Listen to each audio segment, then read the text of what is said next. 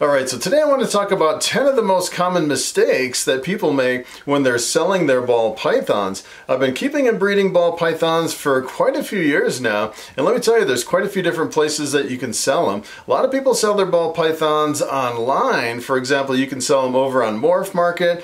I've seen a lot of people sell them over on kingsnake.com. You can even look at your local Craigslist and sell them over on Craigslist. I've actually seen some people selling them on Facebook too, and probably one of the best places to sell ball pythons is at your local reptile shows. I've actually probably sold the most in the shortest amount of time over at my local reptile shows. It's probably the easiest place to sell ball pythons.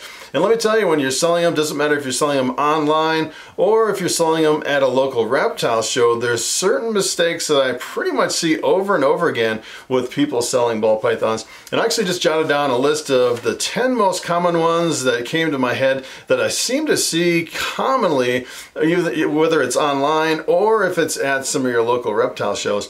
And the first one on my list is you definitely want to research the current market prices of your ball pythons, which is kind of interesting. I really noticed this at one of my local reptile shows, and if you actually can kind of wrap your head around some of the people that are just obsessed over ball pythons. I say most people, once they get into it, you know, you got to keep buying more and more and more. You kind of go through this phase where you just like really obsessed over. A lot of people go over to morphmarket.com and they look every single day at the new snakes popping up for sale, and they're looking at all the different morphs and combinations.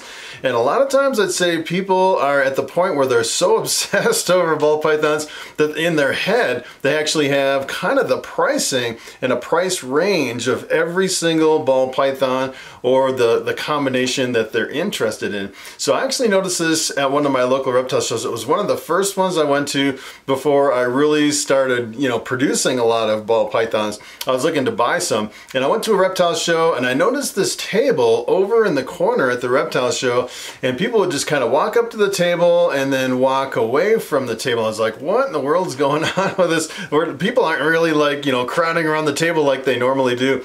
And I actually went over to that table, and I was kind of in the same situation where I was obsessed over the prices, and I could look at his table. He had probably like maybe 50 or 60 ball pythons, and just at a glance I saw maybe about a dozen, maybe 15 or 20 ball pythons, and all of them were overpriced compared to what I could get them over on Morphmarket. So you kind of have to think, you know, well, do I really want to buy from this guy, or do I want to buy on my phone where I could just click the button, communicate with the guy, and have it delivered to my door the very next day?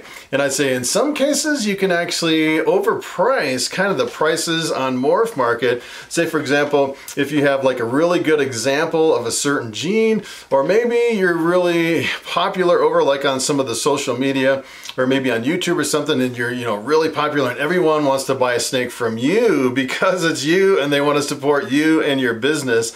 But other than that, I'd say pretty much the regular guy just selling ball pythons at a reptile show, you really have to stay on top of the market prices. And especially every single year it changes. So the prices last year are definitely different than the prices this year. Some prices go way down and some prices can increase. It's kind of interesting. You really have to stay on top of the prices and price your ball pythons accordingly. As a matter of fact, I've actually seen some people, some really big breeders, that'll come in from out of state and they'll set up this huge display, like a big oval table with like hundreds and hundreds of ball pythons. And what they'll actually do is they'll set up their whole display case, put all their ball pythons in all the displays, and they won't have any prices on any of them. And about an hour before the show starts, they'll walk around the show and look at everybody's prices, and then say, for example, if someone's selling like a blue-eyed leucistic for $400, what they'll actually do is they'll come back to their table, price their blue-eyed leucistic at $400, so you're matching the competition. You know, a lot of people, they really don't kind of price gouge each other and keep driving each other's price down. It usually doesn't work like that. Usually they all try to match each other's prices at the reptile shows and be really competitive as far as the prices that you would see online. So that's one thing you got to keep in mind. All right, so number 2, you want to have accurate photographs of your snake, especially if you're selling online. As a matter of fact, I actually bought my desert ghost. I bought a pastel desert ghost and a pastel spider desert ghost. And I knew when I bought those snakes that they were really amazing combinations. And when I actually found them over on Morphmarket, I saw some pictures over there, and let me tell you, I don't know if they underexposed them or what they did to those pictures, but those pictures looked absolutely terrible. And I went ahead and bought those snakes because I knew for sure, I've never seen a pastel desert ghost that wasn't absolutely incredible. So I pretty much knew what it was supposed to look like. So I bought those snakes, and as soon as they arrived, sure enough, when I looked at them, they were absolutely breathtaking. And kind of on the flip side too, you want to make sure that you don't kind of overproduce your pictures.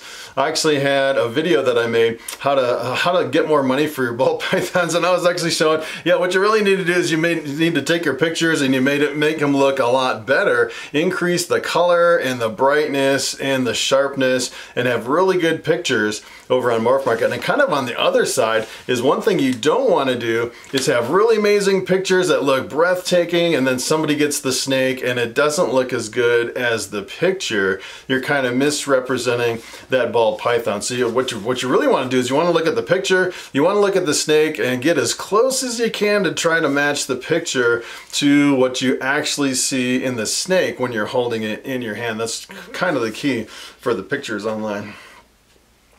All right, so number 3, you want to ask if the buyer has had a ball python before. Believe it or not, a lot of the ball pythons that I've actually sold, a lot of people say, this is my very first ball python, and that should be a clue to the seller to actually help those guys through the initial phase of owning their very first ball python. And what you can actually do is you can put together a care sheet. I've actually seen, a lot of times you can go to some of these big box stores, you know, like the PetSmart or the Petco's, get their care sheets, and then go on the internet and look at all these people bashing the care sheets on Petco and PetSmart, and take their advice and kind of merge everyone's advice together and make your own care sheet as far as how to care for a ball python with the temperature, the humidity, the enclosure, and the hide, and the feeding schedule. And with ball pythons, sometimes you have to realize that sometimes it can be difficult to feed them because they fast for a really long time. All these things, a lot of the new people can kind of freak out over when they get their very first ball python.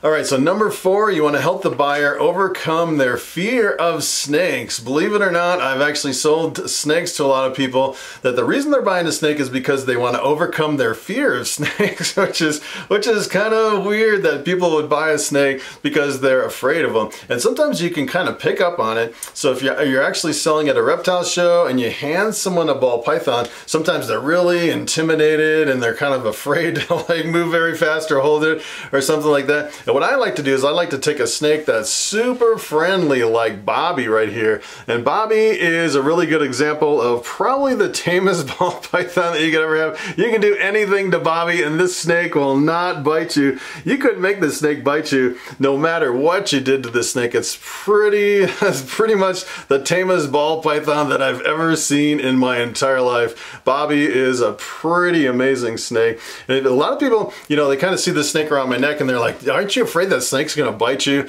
And it depends on the snake. With certain snakes, I definitely would not put that snake around my neck. And it's kind of like, I say it's kind of like dogs. You know, Bobby's kind of like a puppy dog that would never bite you no matter what. The only time that this snake has ever drawn blood from me, believe it or not, Bobby has drawn blood from me.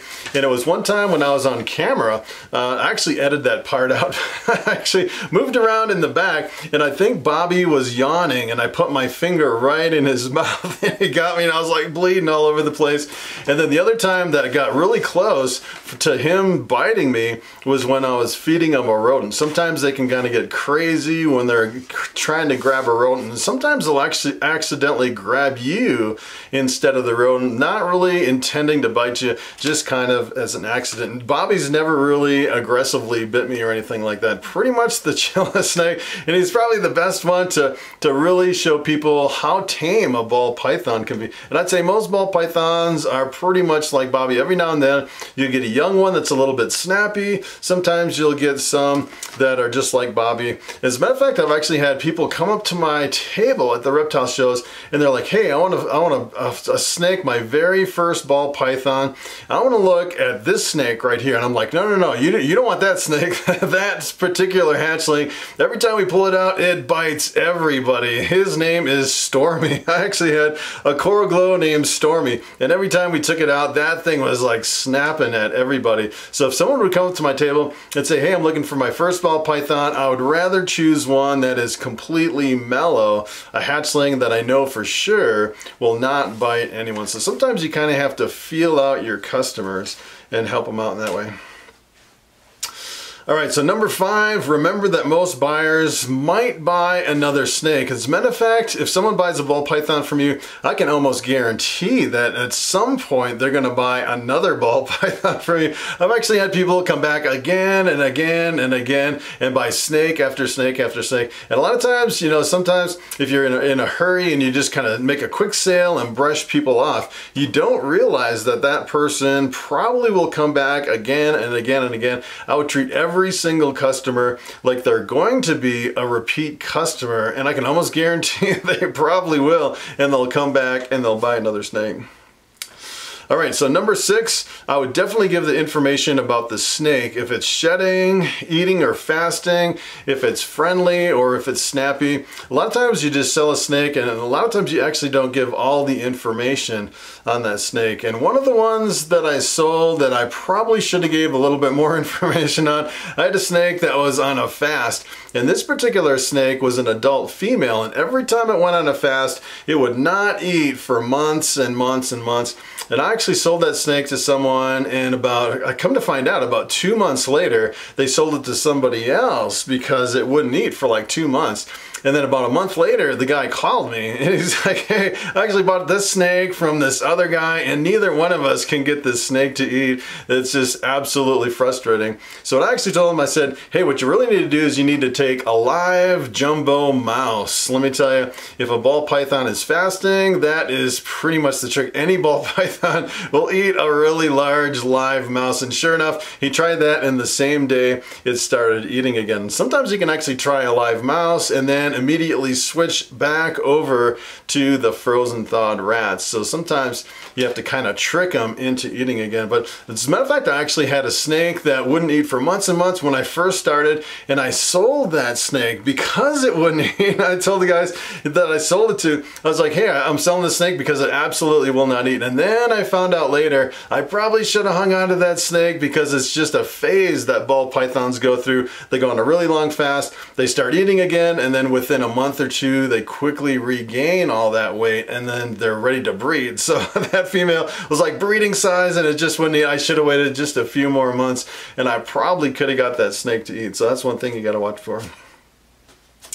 All right, so number 7, you definitely want to be clear about the payment plan. So I've actually lost some money because I canceled on on one snake that I started making payments on and decided that, hey, I decided that whatever it was, you know, something's going on in my life, I just can't continue the payments on this ball python, and I lost some money. And what you really want to do is if someone jumps into a payment plan, you want to reinforce the payment structure. Hey, if you have to pay within 30 days, or if you don't pay within a certain amount of time, you're going to lose some of your deposit or all of your deposit, or you have to have really specific instructions as far as how the payment plan works. So if you get down the road and then if you actually, you know, the guy that's buying it loses some money, you both know and agreed up front that you could potentially lose that money, and there's no misunderstanding when you get down the road and they lose the money, and then it can be really frustrating. It can be a really complicated and really frustrating agreement if you don't have the payment plan kind of solidified up front. And a lot of times you'll actually buy someone's snake and you won't realize that the payment plan information is in the fine print at the bottom of the ad on the website or something like that. So if someone jumps into the payment plan, I'd probably send them an email and just reinforce, hey, this is the payment plan. I want to make sure that you agree with this payment plan before we move ahead and take the first payment. So I definitely make sure you really nail that down. All right, so number 8, do not sell a sick snake. So if you have a problem in your collection, if you have mites in your collection, you have to shut everything down. Don't sell a single snake until you completely eradicate those mites. I've actually bought some snakes online without quarantining when I first started. As a matter of fact, my first 20 snakes I didn't quarantine, and I was buying like snake after snake. It was a really short amount of time. It was just a few months, and I bought like 20 snakes. And I got to the point where, you know, not quarantining, I put them all together, and then one of them had mites, and I had mites in my reptile room, which was a nightmare. It took forever. It took months to get rid of those mites. Those things are really hard to get rid of. And let me tell you, if you actually sell someone just one snake that could have a mite on it potentially, and it infests their collection, I can almost guarantee they won't be coming back to you to buy another snake. And sometimes they can actually spread the word. They're like, hey, don't buy from this guy because I bought a snake from him and I got mites in my collection. You definitely don't want that going on, especially, you know, the ball python community is pretty small. So if you have kind of those rumors going around that I'd say it's harder to sell snakes if you actually have some of that stuff going around in the reptile community. All right, so number 9, guessing at genes without telling the buyer. I've actually seen a lot of people do this. Well, they'll pick up a hatchling and they'll do their best to identify it. They're like, this is a bamboo, pastel, inchy, granite, yellow belly. And a lot of times they'll actually sell it as like a, you know, like a 6 or 7 gene snake. And what you really want to do is you want to specify in your ads that this snake is definitely a certain gene. Like, for example, you can actually say, you know, I know for sure this is actually a pastel bamboo, but I don't know 100% sure. I'm 99% sure that this is probably a yellow belly. It may or may not be a yellow belly. So you definitely want to specify that in your ad, because I've seen a lot of people where they'll buy like a 5 or 6 gene animal and then they'll grow it up, and a few years down the road they go to breed it, and sure enough it doesn't contain one or more genes that they thought was in that snake. And let me tell you, that can be kind of a difficult situation to run into. All right, so number 10, one of my biggest pet peeves probably in all these is price snakes that are not for sale. So for example, I've actually been to a lot of pet stores and a lot of reptile shows where you'll actually walk up to their display in a reptile show, and like half their snakes will say not for sale on the snake. And not for sale is depending on what your definition of not for sale is. As a matter of fact, I was actually selling snakes at a local reptile show a few years ago, and there's this guy right next to me and he was selling ball pythons, and I was looking over there and he had a clown female, just a straight clown female, and he had it listed not for sale. So what I actually did is I went up to him and I reached in my pocket and I pulled out $300 bills. I said, I'll give you $300 for that clown female. I was like, no, I can't sell it for that. So I pulled out another $100 bill. I said, all right, I'll give you $400 for that clown. He's like, I don't think I'll sell it for $400. So I reached in my pocket, pulled out another $100 bill, and he sold that clown female to me for $500. And let me tell you, if you actually have snakes that are not for sale in your display, what I would actually do is I would put a little sign that this snake is not for sale, and then in parentheses, I would probably put like an outrageous price that you know probably nobody's gonna pay for that particular snake, but that is what that snake is worth for you. So for example, if I actually took Bobby to a reptile show, put him in an enclosure, this is the bamboo around my neck here, he's pretty much the star of my YouTube channel, I'd never sell him. What I would actually do is I bring him into a show, put him in an enclosure, I put not for sale, and then in parentheses I'd put like $100,000, you know, something just absolutely outrageous. And if someone actually was willing to pay $100,000, I might be tempted to sell Bobby here for $100,000. As a matter of fact, I've actually seen on some reptile shows where one guy had a really big 17-foot long albino Burmese python, and he was letting everybody touch it and feel it and everything. And what I would actually do is I'd put not for sale, and then in parentheses do like, you know, $1 million or something outrageous.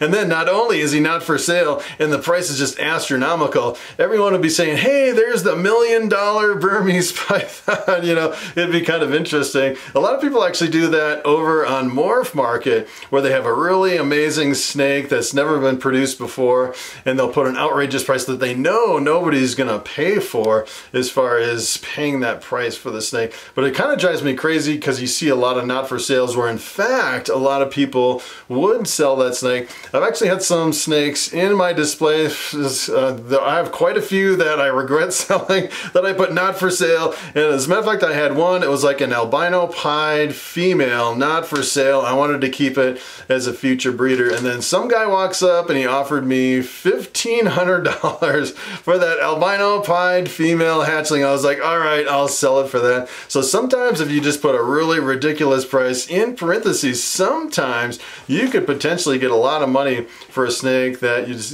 it's kind of a double-edged sword, because sometimes you actually want to keep them, and then sometimes you're glad that you actually got the money for them. Because like for me, I was like, all right, I'll sell it because I could just produce another one. Of course, here it's been a few years later and I still haven't produced another one. Still waiting for my next albino pied female that I can hold back for my collection. So that is pretty much it. That's my list of 10 mistakes that a lot of people do at the reptile shows. Hopefully this helped you out. So thanks for watching, and I will see you in the next video.